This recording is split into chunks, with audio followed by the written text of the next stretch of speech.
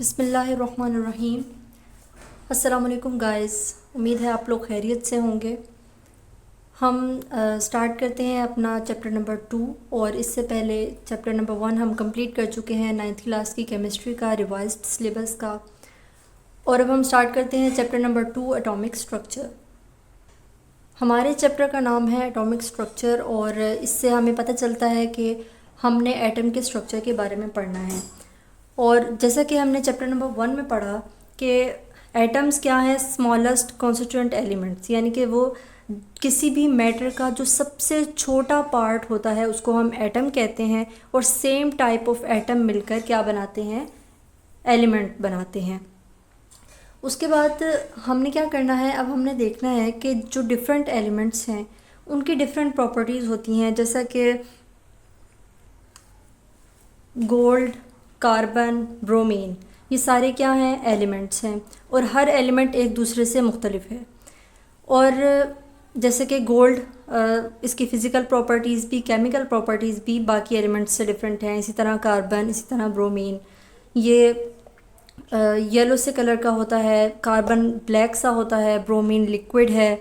इस तरह different elements जब डिफरेंट प्रॉपर्टीज़ शो करते हैं तो उसकी बेसिकली वजह क्या होती है, क्योंकि जिन एटम्स से वो एलिमेंट्स मिलकर बने हैं वो डिफरेंट है। ठीक है, तो इसके लिए ज़रूरी है कि हम एटम के स्ट्रक्चर को डिस्कस करें। आज हम ये डिस्कस करेंगे कि एटम का स्ट्रक्चर किस तरह डिस्कवर हुआ, किस तरह शुरू में साइंसदानों ने इस पर वर्क करना शुरू किया और उनके क्या क्या ऑब्जर्वेशंस थी। सबसे पहला जो साइंटिस्ट था हमारे पास वो था डेमोक्रिटस। डेमोक्रिटस एक ग्रीस फिलोसोफर था और उसने कहा कि मैटर छोटे छोटे पार्टिकल्स से मिलकर बना है और उन टाइनी पार्टिकल्स को उसने एटम का नाम दिया। अगर आपको एमसीक्यूज आ जाए कि एटम का जो कॉन्सेप्ट था वो किसने डिस्कवर किया तो आपने इस साइंटिस्ट का नाम याद रखना है। या फिर अगर ये आ जाए कि एटम का नाम किसने दिया, एटम को एटम वाला नाम किसने दिया, तो वो भी इस साइंटिस्ट का नेम आप लोग याद रखेंगे। और एक और कॉन्सेप्ट जो डेमोक्रिटस ने दिया था वो ये कि एटम्स को डिवाइड नहीं किया जा सकता। उसने कहा था कि एटम सबसे छोटा पार्टिकल है और एटम किसी और चीज़ से मिलकर नहीं बना, इससे छोटा हमें कुछ और नहीं मिल सकता। ठीक है, ऑल दो ये कॉन्सेप्ट बाद में यानी कि रॉन्ग प्रूफ कर दिया गया था, क्योंकि हमें पता है कि एटम्स में इलेक्ट्रॉन, प्रोटॉन और न्यूट्रॉन मौजूद होते हैं। लेकिन बहरहाल अगर आपसे क्वेश्चन आए कि ये किसने कॉन्सेप्ट दिया था कि एटम्स इनडिविजिबल होते हैं, तो वो डेमोक्रिटस ने दिया था। उसके बाद आगे बढ़ते हैं तो 1800 सेंचुरी में एक साइंटिस्ट था जॉन डाल्टन, जिसने डिफरेंट एक्सपेरिमेंट्स किए और ये प्रूव किया कि हाँ, जो कंपाउंड्स हैं वो कुछ पार्टिकल्स से मिलकर बने हैं। यानी कि उसने एटम्स की एग्जिस्टेंस को प्रूव किया, इसके लिए कुछ एक्सपेरिमेंट्स किए। सही। उसके बाद 19th सेंचुरी के आखिर में कुछ साइंटिस्ट ने कुछ एक्सपेरिमेंट्स किए और उनको नाम दिया डिस्चार्ज ट्यूब एक्सपेरिमेंट्स का। डिस्चार्ज ट्यूब को समझने के लिए हम देखते हैं, ये सिंपलेस्ट डायग्राम है इसकी, और इसकी जो नेक्स्ट फेजेस हैं वो इंशाल्लाह हम नेक्स्ट लेक्चर्स में ज़रूर डिस्कस करेंगे।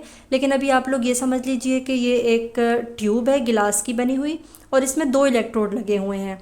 एक ये कैथोड है जो कि बैटरी के नेगेटिव टर्मिनल से अटैच है और दूसरा एनोड है जो बैटरी के पॉजिटिव टर्मिनल से अटैच है। अब होता ये है कि जब साइंटिस्ट ने क्या किया कि गैसेस इस डिस्चार्ज ट्यूब के अंदर गैसेस डाली और प्रेशर को रिड्यूस कर दिया, यानी कि जितना भी प्रेशर था वो वैक्यूम के ज़रिए, वैक्यूम होता है ना जो हमारे यहाँ वैक्यूम क्लीनर भी होते हैं जो चीज़ को अपनी तरफ खींच लेते हैं, तो ये वैक्यूम पंप क्या करते हैं, ये प्रेशर को अपनी तरफ खींच लेते हैं, तो इस डिस्चार्ज ट्यूब के अंदर प्रेशर कम हो जाता है। गैसेस हैं, रिड्यूस्ड प्रेशर है और उसमें से वो इलेक्ट्रिसिटी पास करने की कोशिश कर रहे हैं with the help of battery. तो फिर क्या हुआ, उन्होंने ये ऑब्ज़र्व किया कि एटम से भी छोटे कुछ पार्टिकल्स मौजूद हैं और उनमें से कुछ पार्टिकल्स ऐसे हैं जो नेगेटिव टर्मिनल की तरफ अट्रैक्ट हो रहे हैं और कुछ पार्टिकल्स ऐसे हैं जो पॉजिटिव टर्मिनल की तरफ अटैच हो रहे हैं, और वो जो पार्टिकल्स हैं उनका साइज़ एटम से भी स्मॉल है। तो उन्होंने ये डिस्कवर किया कि एटम्स अब स्मॉलेस्ट पार्टिकल नहीं रहे बल्कि इससे भी छोटे पार्टिकल्स मौजूद हैं, और उन्होंने नेगेटिव पार्टिकल्स को इलेक्ट्रॉन का नाम दिया और पॉजिटिव पार्टिकल्स को प्रोटॉन का नाम दिया। ठीक है, negatively charge particles were called electron and positively charge particles were called proton. ये भी ऑब्ज़र्व किया गया जब प्रोटॉन और इलेक्ट्रॉन का मैस फाइंड आउट किया, तो ये देखा कि प्रोटॉन्स 1836 टाइम्स ज़्यादा मैस रखते हैं इलेक्ट्रॉन्स की निस्बत। तो ये भी आप लोगों ने एमसीक्यूज़ के लिए याद रखना है। और ये तो आप लोगों को मैंने बता ही दिया है कि प्रोटॉन को उन्होंने पॉजिटिवली चार्ज इसलिए कहा क्योंकि वो नेगेटिव की तरफ अट्रैक्ट हो रहे थे, और उन्होंने इलेक्ट्रॉन्स को नेगेटिवली चार्ज इसलिए कहा क्योंकि वो पॉजिटिव इलेक्ट्रोड की तरफ अट्रैक्ट हो रहे थे, क्योंकि ऑपोजिट अट्रैक्शन होती है पॉजिटिव और नेगेटिव की। सो दैट ये डिस्चार्ज ट्यूब एक्सपेरिमेंट था। सिंपलेस्ट इसकी ये डायग्राम है और इसकी ये ऑब्जर्वेशंस हैं।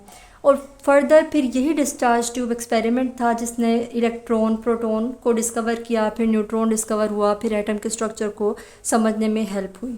तो अगर आपका इसमें से कोई क्वेश्चन हो इस हिस्ट्री में से तो आप लोग मुझसे ज़रूर कीजिए और कमेंट करके अपने क्वेश्चंस, अपने फीडबैक दिया करें। ये जो टॉपिक आज का हमने डिस्कस किया है इसमें जस्ट ये ऑब्जेक्टिव के लिए आप लोग याद रखेंगे, ठीक है। कंटिन्यू करेंगे इसको हम अपनी नेक्स्ट वीडियो में। अपना ख्याल रखिएगा और हमारे चैनल को सब्सक्राइब शेयर कर दिया करें। मिलते हैं नेक्स्ट वीडियो में। अल्लाह हाफिज़।